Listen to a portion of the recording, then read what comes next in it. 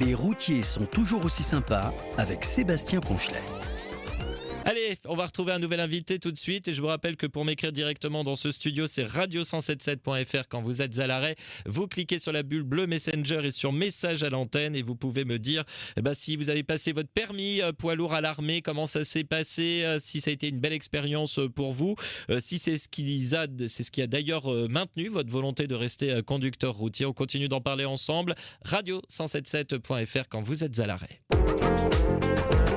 En direct du Grand Ruban. Bonsoir Pierre-Antoine, comment ça va ? Ça va bien et toi ? Ça va toujours, moi ça va absolument bien, puis surtout quand je suis en direct avec vous tous et notamment aussi par téléphone et par message, ça va très très bien. Un petit peu de présentation avant qu'on entre dans le cœur du sujet, Pierre-Antoine. A priori, selon les messages que je reçois, c'est même Pierrot36. Affirmatif, c'est bien ça. Je remercie Sacha pour le message tout à l'heure.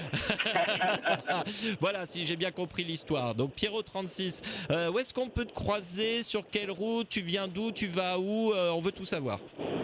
Alors je pars vers midi à peu près de Châteauroux. Je monte jusqu'à Brie-Contre-Robert et je fais le trajet inverse après, voilà. D'accord. Voilà, tous les jours je fais la même chose. Alors pour nos auditeurs, Brie-Contre-Robert, ça se trouve en Seine-et-Marne si ma mémoire est bonne. Voilà. C'est au nord de Melun, si je me trompe pas. Voilà. C'est ça, 77. Oui. Exactement. Je voulais qu'on parle parce que toi, tu as passé ton permis poids lourd à l'armée. Oui, j'ai passé le permis poids lourd à l'armée lorsque j'étais appelé en Allemagne.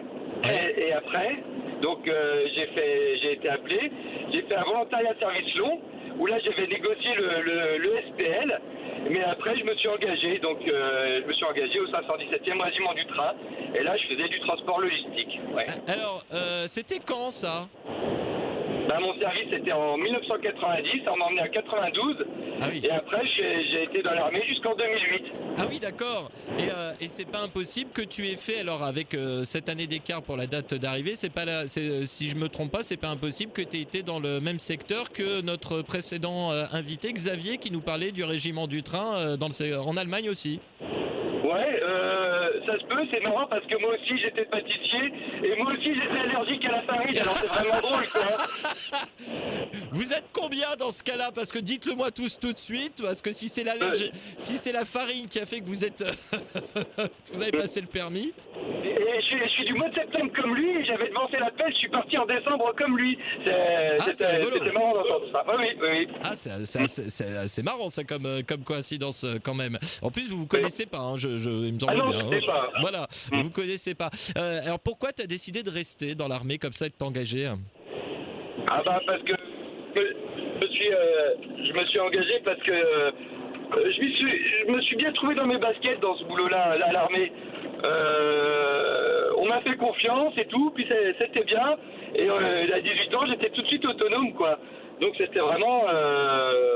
c'était bien, je me suis bien trouvé avec les potes. Tu t'es bien trouvé ? Ouais. Oui. Alors, donc, tu as passé tes permis. Est-ce que finalement c'est des camions que tu as conduits tout au long de ton service ou de ton engagement, ou tu as fait d'autres choses ? Quand je me suis engagé, je me suis véritablement trouvé dans le transport logistique. J'étais dans le train. D'accord. Donc la logistique, c'était vraiment partie intégrante. Mon boulot, c'était ma spécialité, parce que c'est pas le boulot, on est militaire. D'ailleurs, je reprends quand tu dis à chaque fois, si je voulais vous engager pour devenir chauffeur routier ou conduire des camions, faut mettre les guillemets, ils s'engagent avant pour être militaires, oui, et après, sûr. ils sont chauffeurs routiers, ils peuvent pas faire l'inverse, sinon ça va leur paraître très long, quoi. Hein. Oui.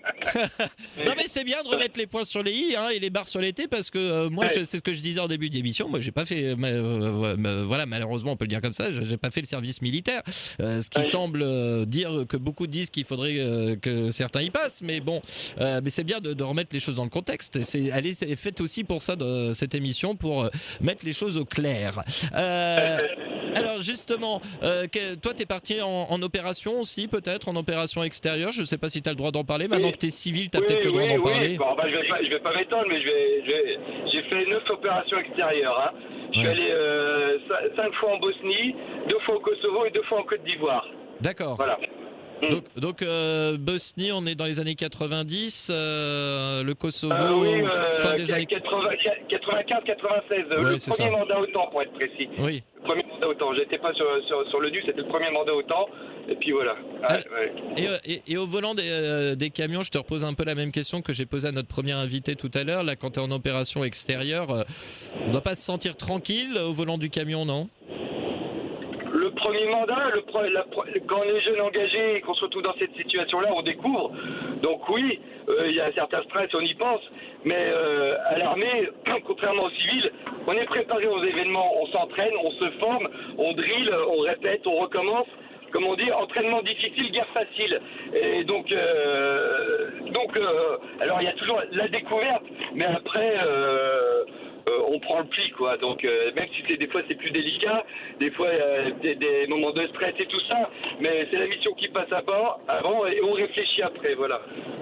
Alors, je voulais qu'on parle aussi d'une chose, et tu pourras peut-être me le confirmer ou non, mais juste avant, je vais donner ce message de Jean-Guy, que je pense que tu connais, Pierre-Antoine, et de dire bonsoir à toi Sébastien et à toute l'équipe, heureux d'écouter mon ami Pierrot36 sur ton antenne, après France 3 le 107.7, c'est cool, un clin d'œil à Yaya, tous les fadeuils, tous les amis de la Team RTA, sans oublier Maurice, Cancer 85, les bons chiffres à partager, bonne roulade et prudence à toutes et tous. La Team RTA, qui est donc une team de CB. La CB, je ne sais pas, j'aurais peut-être dû poser la question au brigadier chef Adriano tout à l'heure, je ne sais pas si elle existe encore dans les camions de l'armée d'aujourd'hui. Elle était encore présente à ton époque ? Elle n'a jamais été présente, hein, parce que la CB c'est vraiment une bande tout public. D'accord. Alors que la radio utilise des fréquences qui sont inaccessibles au CB. Non, les transmissions à l'armée sont bien différentes de la CB. Hein. Okay. Même si elles peuvent être associées, c'est pas du tout la même chose en fait. Non mais voilà, on apprend plein de choses dans cette émission ce soir. Est-ce que ça t'a été utile, parce que maintenant donc toi tu es conducteur routier. D'ailleurs, qu'est-ce qui a fait que tu as décidé d'arrêter l'armée ? J'étais au bout de mes 15 ans, hein, donc j'étais en droit d'arrêter, puis avec tous les avantages qui vont avec. Ouais. Donc ça j'ai arrêté. Et puis 15 ans en tant que militaire du rang, vous avez bien vécu déjà. Hein. Donc voilà, mais après il faut passer à autre chose. Oui. J'ai conduit des camions pendant 15 ans, je n'allais pas m'improviser ingénieur dans quelque chose comme ça. Ouais. Je suis resté un peu dans mon domaine de compétences, et surtout, femmes et enfants, il faut mettre le pain sur la table tout de suite, donc on perd pas de temps non plus. Donc la reconversion, j'ai passé un titre professionnel de transport de marchandises sur tout type de véhicule, et qui m'a permis d'être 3 mois même avant de quitter le service, enfin embauché avant même de quitter l'armée. Alors, ça coupe un tout petit peu, puis on arrive bientôt au terme. Tu nous entends, Pierre ? Tu nous entends ? Moi, j'entends parfaitement. Ok, moi. Parfait, tu nous copies, c'est l'essentiel.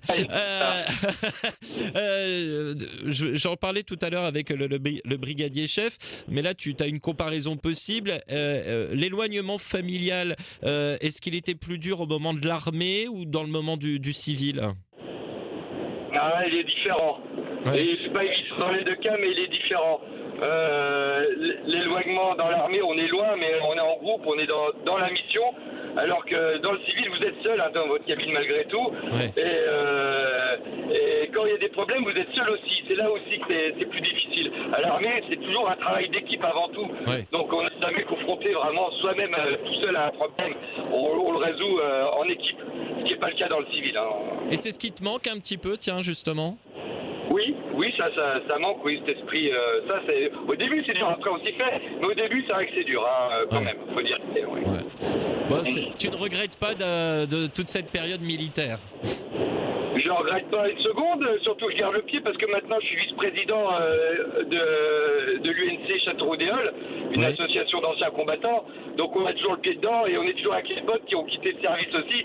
Donc on s'aperçoit qu'à la fin, c'est les potes qui comptent aussi. Ouais.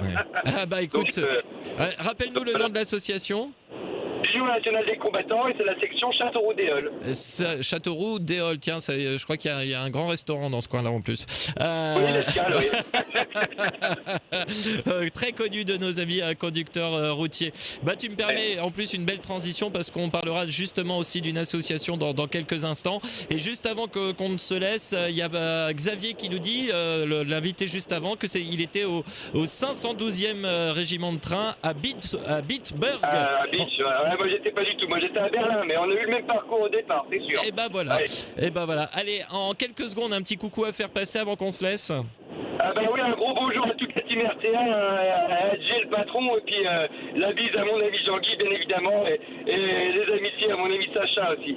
Et voilà. Et ben voilà, merci beaucoup d'avoir partagé ce moment avec nous et d'avoir partagé ton témoignage et plein de courage.